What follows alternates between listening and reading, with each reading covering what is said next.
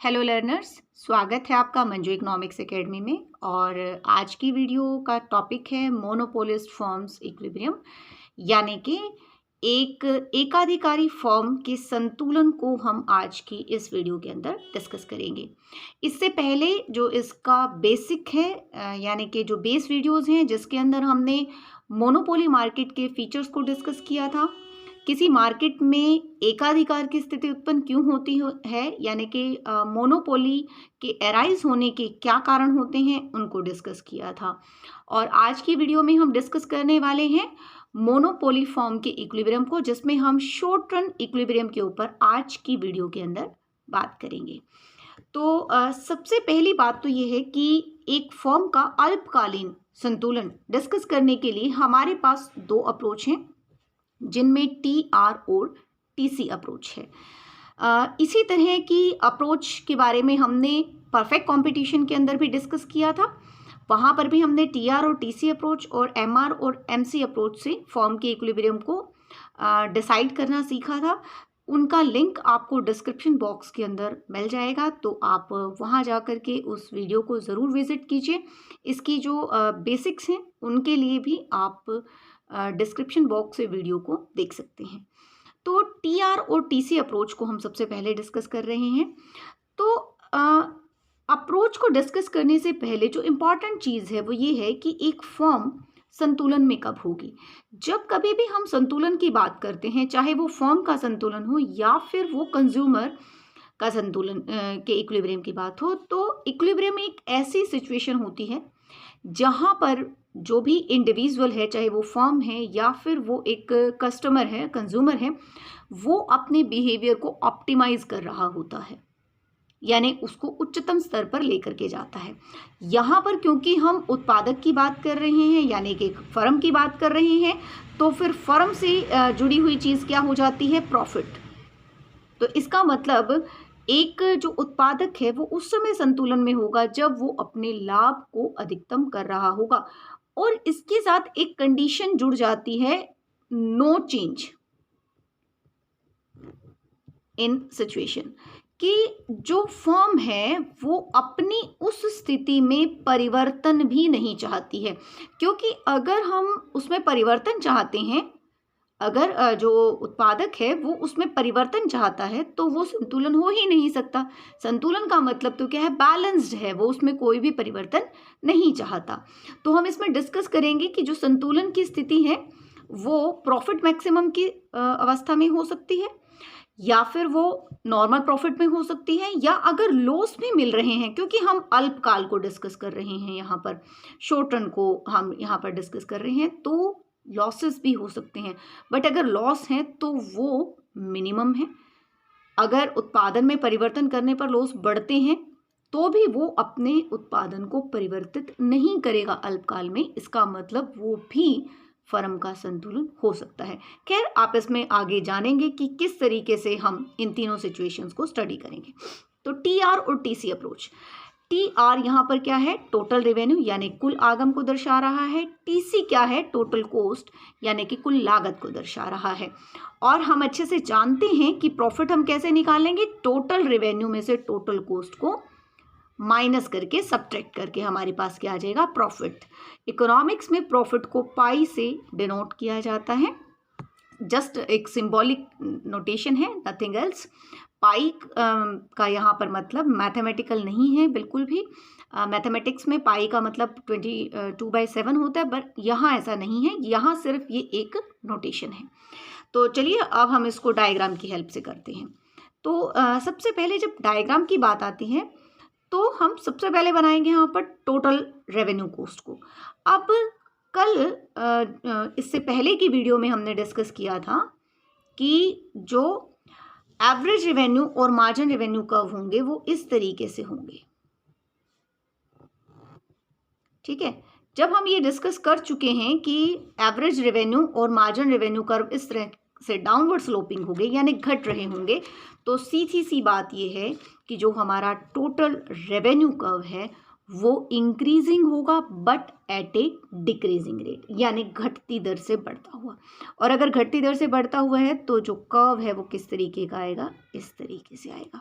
इस तरीके से बढ़ रहा है लेकिन घटती दर से बढ़ रहा है, एक मैक्सिमम पॉइंट पर जाता है और उसके बाद घटना शुरू हो जाता है। तो ये हमारा क्या हो गया, टोटल रेवेन्यू कर्व हो गया। अब हमें इसके अंदर बनानी है टोटल कॉस्ट कर्व। तो इसके बारे में भी हमने प्रायर वीडियो के अंदर डिस्कस किया था कि जो टोटल कॉस्ट है वो जो ट्रेडिशनल कॉस्ट थ्योरी है उसके अकॉर्डिंग होगी। कैसी होगी, उल्टे एस के आकार की होगी, यानी कि पहले डिक्रीजिंग रेट से इंक्रीज करती हुई एंड देन इंक्रीजिंग रेट से इंक्रीज करती हुई। और दूसरा क्या है कि टोटल कॉस्ट, और हम शॉर्ट रन की बात कर रहे हैं तो वो जीरो से स्टार्ट नहीं होगी, जीरो से कुछ ऊपर से शुरू होगी, क्योंकि जो अल्पकाल है उसके अंदर कुछ साधन बंधे होते हैं, यानी स्थिर साधन होते हैं तो स्थिर लागतें होती हैं और कुछ परिवर्तनशील लागतें होती हैं। दीर्घकाल में इनमें कोई डिफरेंस नहीं होता, सभी परिवर्तनशील होती हैं, तो वहां पर जीरो से शुरू होगी। पर यहाँ पर हम किसकी बात कर रहे हैं, अल्पकाल की। तो ये जो कर्व है वो किस तरीके से आएगा, पहले डिक्रीजिंग रेट से इंक्रीज करता हुआ एंड देन इंक्रीजिंग रेट से इंक्रीज करता हुआ, क्योंकि लॉ ऑफ वेरिएबल प्रोपोर्शंस के अकॉर्डिंग जो जब बढ़ते प्रतिफल मिलते हैं शुरू में तो घटती लागतें होती हैं, और जब घटते प्रतिफल मिलते हैं तो बढ़ती हुई लागतें होती हैं। तो ये भी देखिए इसी तरह का कर्व था इसका भी, ये भी पहले डिक्रीजिंग रेट से इंक्रीज कर रहा है एंड देन इंक्रीजिंग रेट से इंक्रीज कर रहा है। अब हमें क्या करना है, कर्व यहाँ पर निकालना है, प्रॉफिट कर्व। अब देखिए कि वैसे तो माइनस करना आपने बहुत बार किया होगा, यहाँ पर हम दो कर्व्स को कैसे सब्ट्रैक्ट करते हैं वो भी सीखेंगे आज। तो दो कर्व्स को हमने कैसे सब्ट्रैक्ट करना है, हमें करना क्या है, टी आर में से टीसी को माइनस करके प्रॉफिट निकालना है। तो हम क्या करेंगे, टी आर में से टीसी कर्व को माइनस करेंगे। किस तरीके से, सबसे पहले ये पॉइंट देखिए, यहाँ पर टी आर क्या है, जीरो है, और टीसी क्या है, कुछ पॉजिटिव है। तो जब जीरो में से कुछ माइनस करेंगे तो उतनी ही चीज वो कहाँ चली जाएगी, नेगेटिव में। तो जितना ये ऊपर है उतना ही एग्जैक्ट हम इसको माप करके ये निशान कहाँ लगा देंगे, नीचे माइनस साइड में लगा देंगे।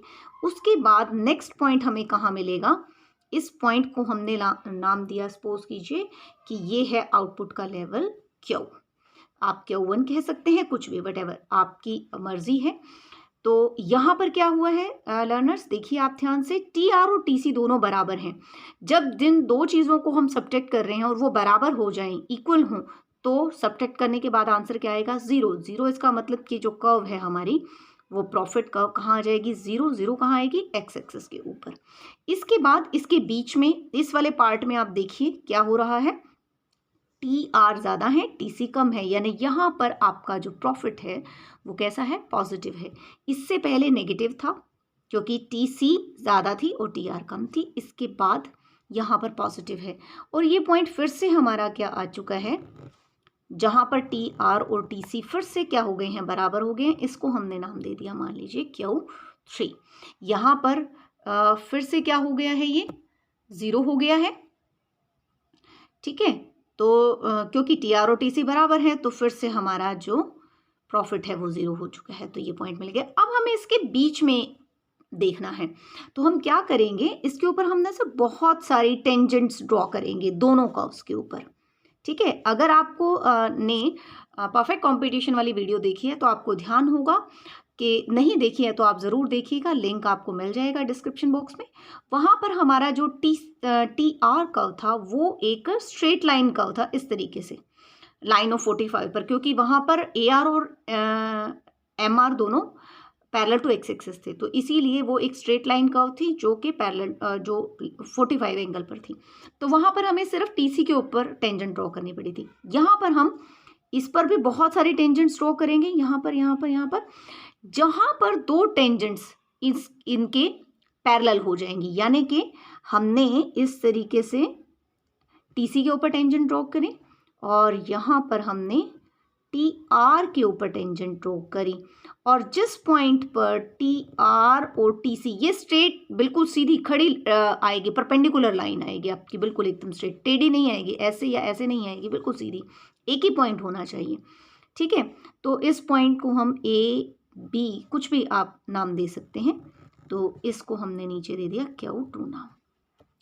ये हमने क्यों पैरेलल ली है, क्योंकि जो परपेंडिकुलर डिस्टेंस होती है वो हमारे क्या होती है, शॉर्टेस्ट डिस्टेंस होती है। मतलब इसके बीच में हमें जो मैक्सिमम गैप हमें लेना है, किसके बीच में, एक ही पॉइंट पर जो मैक्सिमम गैप होगा, क्योंकि हम मैक्सिमम प्रॉफिट की बात कर रहे हैं। तो जहां TR और TC के बीच में जो गैप है वो मैक्सिमम होगा, वो कहाँ मिलेगा, जब दोनों टेंजेंट्स क्या होंगी, पैरेलल होंगी। ठीक है, तो अब ये AB जितनी डिस्टेंस है उतना हम ऐसे माप करके, अब ये पॉजिटिव है तो यहाँ से ऊपर यहाँ हम निशान लगा देंगे, तो हमें क्या मिल गया, प्रॉफिट के। अब ये 4 पॉइंट्स हमें मिल चुके हैं। यहाँ पर इसका नाम आप कुछ भी रख दीजिए, ये A है तो मान लीजिए ये A डैश है। अब इन पॉइंट्स को हम क्या करेंगे, मिला देंगे इस तरीके से, और ये फिर से देखो TC ऊपर चला गया है, TR नीचे, यानी फिर से प्रॉफिट नेगेटिव हो गया। तो ये हमारे पास क्या हो गया, प्रॉफिट कर्व। और प्रॉफिट मैक्सिमम कहाँ है, यहाँ पर, क्योंकि ये इंक्रीज करते करते डिक्रीज करने लगा। तो इट मीन्स इस पॉइंट पर जो आपका प्रॉफिट है, ये हमारा प्रॉफिट है, और ये प्रॉफिट यहाँ पर क्या है, मैक्सिमम है। ये भी वही चीज़ है, प्रॉफिट मैक्सिमम है। इसका मतलब फर्म का इक्विलिब्रियम कहाँ हुआ है, इस पॉइंट पर, जब वो Q2 आउटपुट प्रोड्यूस कर रहा है। ठीक है, तो ये हमारा क्या हो गया, संतुलन उत्पादन। फर्म का संतुलन उत्पादन कितना हो गया, OQ2। ठीक है, इक्विलिब्रियम आउटपुट कितना हो गया, OQ2। तो ये फर्म का संतुलन आ गया इस पॉइंट पर। ठीक है, तो ये तो है TR और TC अप्रोच से हम कैसे देखेंगे फर्म के संतुलन को। अब हम नेक्स्ट बात करेंगे MR और MC अप्रोच से हम कैसे फर्म के संतुलन को देख सकते हैं। ठीक है, तो जब हम MR और MC अप्रोच को लेंगे तो हमने क्या ड्रॉ करनी है, MR और MC कर्व को ड्रॉ करना है। ठीक है, तो यहाँ पर हमने X एक्सिस पर लिया आउटपुट, और Y एक्सिस पर हम ले रहे हैं प्राइस, रेवेन्यू और कॉस्ट, तीनों को। और ये आपको पता है कि हमारी क्या है, एवरेज रेवेन्यू कर्व है। ठीक है, इस तरीके से डाउनवर्ड स्लोपिंग। और हमने कल डिस्कस किया था कि जो MR होगी वो कैसे होगी, ये जो डिस्टेंस है इन दोनों के बीच की, Y एक्सिस और AR के बीच की, इसके मिड पॉइंट से होकर के जाते हुए हमारी क्या होगी, MR कर्व होगी। आपने कभी भी ऐसा नहीं करना है कि आप इस तरीके से ऐसे कुछ भी बना दें, इस तरीके से नहीं बनाना है। एग्जैक्ट आपने इन दोनों के बीच के मिड पॉइंट से इसको लेना है। ये जो चीज़ें होंगी ये तब होंगी अगर स्ट्रेट लाइन नहीं है हमारी AR, स्ट्रेट लाइन नहीं है तब इस तरह की चीज़ें आएंगी। इसको हम लेटर ऑन किसी वीडियो के अंदर ज़रूर डिस्कस करेंगे कि कब ये यहाँ होगी, या इस तरीके से ये कब बहुत क्लोज हो सकती है इसके। तो इनको हम बाद की वीडियोस के अंदर ज़रूर डिस्कस करेंगे। तो फिलहाल तो यहाँ पर ये है कि ये मिड पॉइंट्स जाएगी। ठीक है, अब MR और MC अप्रोच से ये जो इक्विलिब्रियम की कंडीशन है ये वही है जो परफेक्ट कंपटीशन में थी, कि इक्विलिब्रियम कहाँ मिलेगा, जहाँ MR और MC दोनों बराबर होंगे। फर्स्ट कंडीशन ये है, इसको हम कहते हैं necessary condition. This is necessary condition for the equilibrium of firm. Firm के संतुलन की नेसेसरी कंडीशन है जब MR और MC बराबर हों। और दूसरा क्या है, MC cuts MR from below. MC MR को नीचे से कट करती हुई होनी चाहिए। इस कंडीशन को कहा जाता है सफिशिएंट कंडीशन, पर्याप्त शर्त। ये आवश्यक शर्त और ये पर्याप्त शर्त, सफिशिएंट कंडीशन। ठीक है, तो अब हमें इसके अंदर क्या बनाना है, MC कर्व बनाना है। ठीक है, तो MC कर्व U आकार का होगा, तो हमने MC कर्व ड्रॉ कर दिया। ये शॉर्ट रन MC कर्व है, आप चाहो तो साथ में SMC लिख सकते हैं। अब आप देखिए जो MC कर्व है वो MR को कहाँ कट कर रहा है, इस पॉइंट पर कट कर रहा है। तो ये क्या आ गया, संतुलन। इस पॉइंट से आप नीचे लेकर के आएंगे आउटपुट वाले एक्सिस पर, तो आपको क्या मिल जाएगा, संतुलन उत्पादन मिल जाएगा। Equilibrium output. इस पॉइंट को अब आप ऊपर लेकर के जाएंगे। परफेक्ट कंपटीशन में हमें ऐसा नहीं करना पड़ता था क्योंकि वहां पर वहीं पर होता था एवरेज रेवेन्यू का। तो इसको हम AR पर लेकर के जाएंगे। जहां ये मिली, इस पॉइंट को नाम दे दिया हमने, सपोज करो A। इसको इधर लेकर के आएंगे तो हमें क्या मिल जाएगा? प्राइस मिल जाएगा। तो ये कीमत का निर्धारण हो गया, संतुलन आ गया। ठीक है। अब आप चाहें तो इसी डायग्राम के अंदर हम दिखा सकते हैं कि फॉर्म को क्या मिल सकते हैं। खैर, हम नेक्स्ट डायग्राम इसके लिए यूज करेंगे। तो ये है फॉर्म के संतुलन की सिचुएशन। MR और MC अप्रोच से हम कैसे फॉर्म के संतुलन को देखेंगे कि फॉर्म कहाँ पर संतुलन में है। अब अल्पकाल में हमने बात की, जैसा परफेक्ट कंपटीशन में था, कि अल्पकाल में फर्म को क्या मिल सकते हैं? सामान्य लाभ मिल सकते हैं, असामान्य लाभ मिल सकते हैं और हानि भी मिल सकती है। बात तो संतुलन की है कि उसमें परिवर्तन ना चाहे। ठीक है। तो सबसे पहले हम एक सिचुएशन देखते हैं जिसके अंदर देखते हैं क्या होगा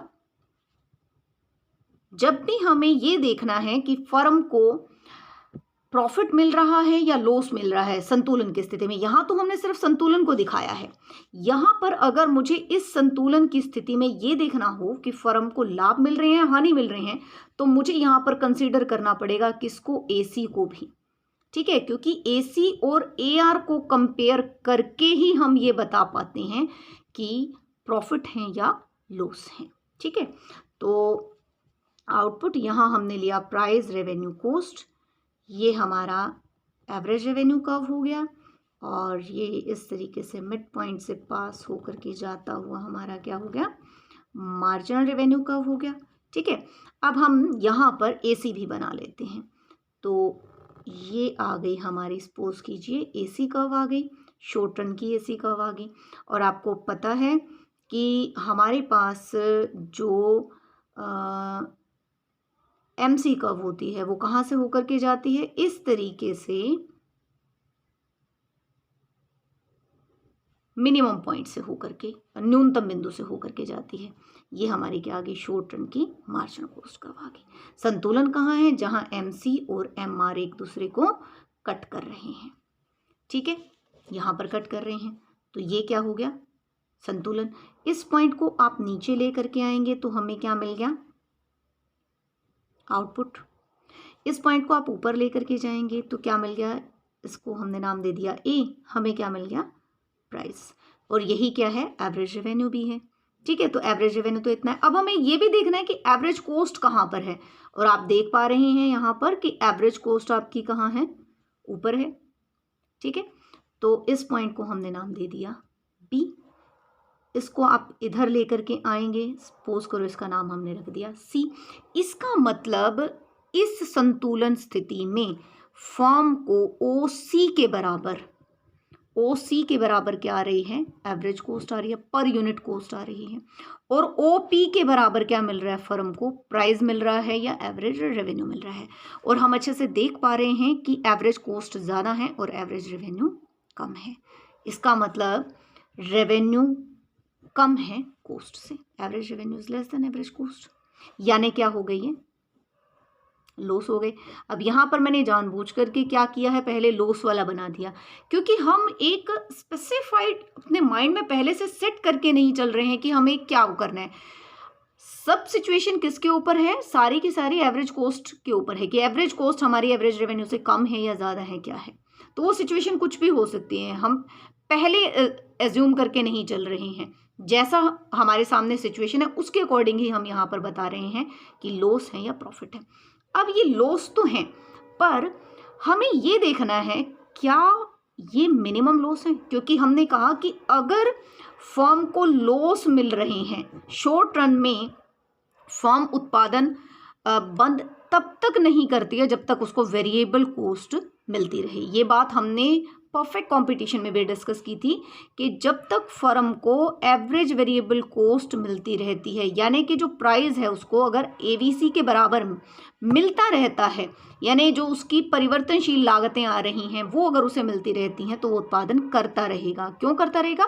क्योंकि अगर अल्पकाल में वो उत्पादन बंद कर दे तो भी उसे जो स्थिर लागतें हैं, जो बंधी लागतें हैं, उनकी हानि तो फिर भी उठानी ही पड़ेगी।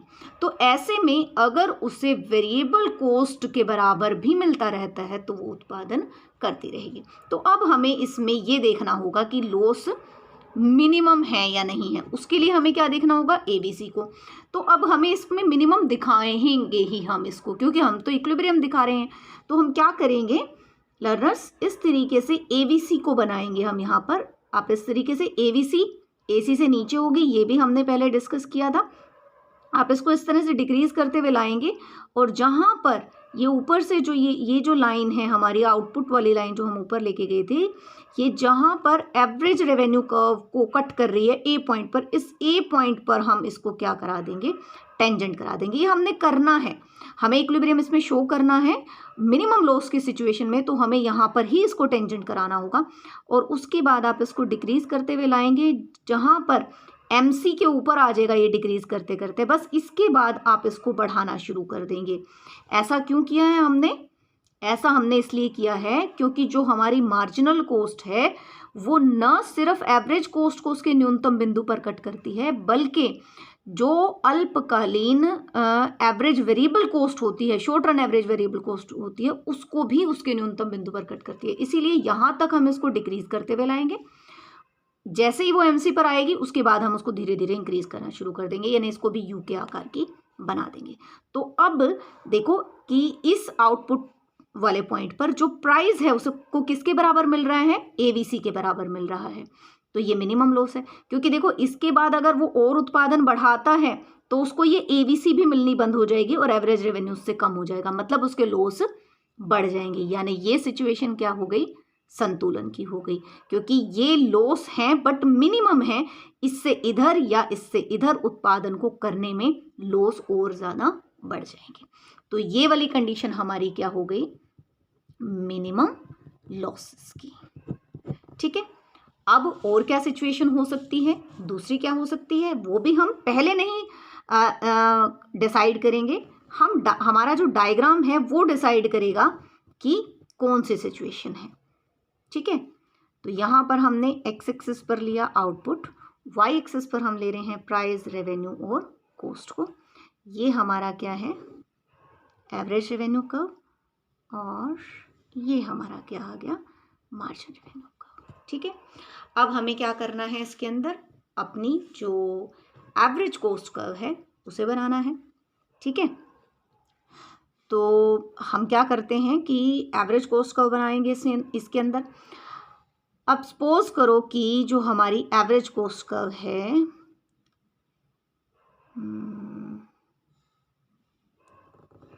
ये है हमारी शॉर्ट रन की एवरेज कॉस्ट कर्व। ठीक है, और अब हम इसमें बनाएंगे मार्जिन कॉस्ट कर्व। तो ये इसका न्यूनतम बिंदु है, हमें ध्यान रखना है कि जो हमारी मार्जिन कॉस्ट कर्व है उसके न्यूनतम बिंदु से होकर के जाए। तो ये आ गई MC। अब यहाँ पर MC MR को कहाँ कट कर रही है, इस E पॉइंट पर कट कर रही है, तो ये संतुलन मिल गया। इससे नीचे हम लाएंगे तो आउटपुट मिल जाएगा, इससे ऊपर कहाँ लेकर के जाएंगे, एवरेज रेवेन्यू कर्व पर, इसको हमने नाम दिया A। इसको इधर लाएंगे तो हमें मिल गया संतुलन कीमत, यानी इक्विलिब्रियम प्राइस मिल गया। यही लाइन जो आउटपुट वाली ऊपर जा रही थी, जहाँ ये AC को कट कर रही है, यहाँ पर कट कर रही है, ये पॉइंट को हमने नाम दे दिया B। इससे हम इधर लाइन लेकर के आएंगे तो ये हो गया C, यानी OC क्या हो गई, एवरेज कॉस्ट। तो अब आप यहाँ पर देख रहे हैं कि OQ उत्पादन करने में फर्म को संतुलन में OC के बराबर क्या आ रही है, एवरेज कॉस्ट, और OP के बराबर क्या मिल रहा है, एवरेज रेवेन्यू। और बिल्कुल क्लियर है कि एवरेज रेवेन्यू ज़्यादा है और एवरेज कॉस्ट क्या है, कम है। रेवेन्यू ज़्यादा है, कॉस्ट कम है, यानी ये हिस्सा हमारा सारा क्या हो गया, प्रॉफिट का, जिसको हम क्या बोलते हैं, super normal profit, super normal profit. ठीक है, तो क्लियर हो गई ये सिचुएशन कि फर्म को अल्पकाल में क्या मिल सकते हैं, असामान्य लाभ मिल सकते हैं। कब मिलेंगे, जब एवरेज रेवेन्यू एवरेज कॉस्ट से ज़्यादा होगा। तो ये हो गई हमारी सेकंड सिचुएशन। तो फर्म को इसमें कितना सुपर नॉर्मल प्रॉफिट मिल रहा है, CBAP P के बराबर सुपर नॉर्मल प्रॉफिट मिल रहा है। अब हम थर्ड सिचुएशन की बात कर लेते हैं और हम क्या करते हैं, इस डायग्राम में बना देते हैं अपनी थर्ड सिचुएशन को। थर्ड सिचुएशन में हमने क्या करना है, इसी डायग्राम के अंदर हम इसमें करेंगे कि मान लीजिए जो हमारी जो एवरेज कॉस्ट कर्व है वो ये हमारी एवरेज कॉस्ट कर्व है, short run average cost curve. अब हमने मतलब इसके अंदर एक तरह से हम कह सकते हैं कि हमने अपने डायग्राम को एक्यूरेट करने के लिए क्या किया है, एमसी को पहले बना लिया था और एसी को बाद में बनाया है। वैसे जो सिस्टमेटिक तरीका है वो एसी पहले बनेगी और एमसी बाद में बनेगी। मैं दोनों तरीके से ये डायग्राम आपको समझा दूंगी। तो फिलहाल हमने यहाँ पर अपने टाइम को बचाने के लिए क्या किया कि जो एसएमसी जहाँ पर एमआर को कट कर रही थी, यानी मार्जिन कॉस्ट जहाँ मार्जिन रेवेन्यू को कट कर रही थी, उसी पॉइंट के ऊपर जस्ट जहाँ पर ये एवरेज रेवेन्यू कर्व के साथ ए पॉइंट था, मैंने इसको टेंजेंट कराते हुए अपनी क्या बना दी, एवरेज कॉस्ट कर्व बना दी।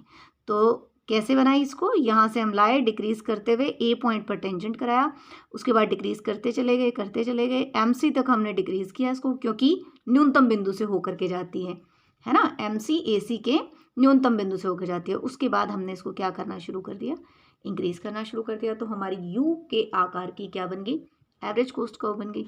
ये संतुलन है। संतुलन की स्थिति में देखिए ध्यान से, इसी पॉइंट पर हमारा एवरेज रेवेन्यू है, ओपी के बराबर एवरेज रेवेन्यू है या प्राइस है, और इसी पॉइंट पर हमारी क्या है, एवरेज कॉस्ट है। यानी इस ए पॉइंट पर क्या चीज हो रही है, एसी और एआर दोनों क्या है, बराबर। और जब AC और AR दोनों बराबर हैं आपस में, या तो ये कह लीजिए नो प्रॉफिट नो लॉस, या हम इस सिचुएशन को कहते हैं नॉर्मल प्रॉफिट, सामान्य लाभ, नॉर्मल प्रॉफिट सामान्य लाभ। अब मैं इसी डायग्राम को आपको दूसरे तरीके से भी बता देती हूँ, जिस तरीके से हमें इसको बनाना चाहिए था एक्चुअली। तो उसमें हमने क्या करना है, इस तरीके से यहाँ आउटपुट है, यहाँ प्राइस रेवेन्यू कॉस्ट है, ये हमारा एवरेज रेवेन्यू कर्व है, ये हमारा मार्जिन रेवेन्यू कर्व है, ठीक है, और ये हमारी क्या आ गई, एवरेज कॉस्ट कर्व। अब क्योंकि हमें नॉर्मल प्रॉफिट दिखाना है तो कहीं ना कहीं किसी एक पॉइंट पर हमें एसी और एआर को बराबर करना होगा, तो हमने यहाँ पर इसको टेंजेंट करा दिया, ठीक है। डिक्रीजिंग पार्ट पर बन नहीं सकती थी क्योंकि शेप नहीं बनेगी, सॉरी न्यूनतम बिंदु पर बन नहीं सकती थी क्योंकि शेप नहीं बनेगी, तो ये डिक्रीजिंग पार्ट पर ही टेंजेंट करेगी, ऑब्वियस है ये। तो ये हमारी short run average cost curve आ गई। अब हमें क्या करना है, मार्जिन कॉस्ट को बनाना है इसके अंदर। अब बस इतना सा हम ध्यान रखेंगे यहाँ पर अपने डायग्राम को एग्जैक्ट बनाने के लिए कि जिस पॉइंट पर ये इसको टेंजेंट कर रही है, मान लीजिए इस पॉइंट को हम ए नाम देते हैं, तो हम इससे नीचे इस तरीके से पहले ही पॉइंट ले आएंगे ताकि हमारा जो कर्व है वो बिल्कुल एक्यूरेट बने। और हम अब अपनी जो मार्जिनल कॉस्ट कर्व है उसको यहाँ से ले जाते हुए और उसके बाद कहाँ से निकालेंगे, एसी के न्यूनतम बिंदु से निकालेंगे। तो ये हमारी क्या आ गई, शॉर्ट रन की मार्जिनल कॉस्ट कर्व। ये इक्विलिब्रियम हो गया, ये आउटपुट हो गया, ये पॉइंट यहाँ गया, तो ये एवरेज रेवेन्यू, और क्योंकि यहीं पर एसी है तो यही क्या है, हमारी एवरेज कॉस्ट भी है।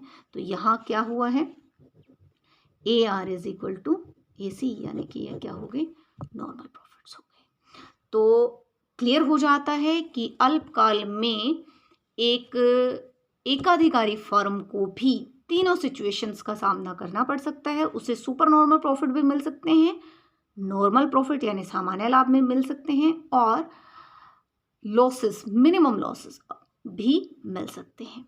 तो आज की इस वीडियो के लिए इतना ही। लॉन्ग रन इक्विलिब्रियम को हम डिस्कस करेंगे कमिंग वीडियोस के अंदर।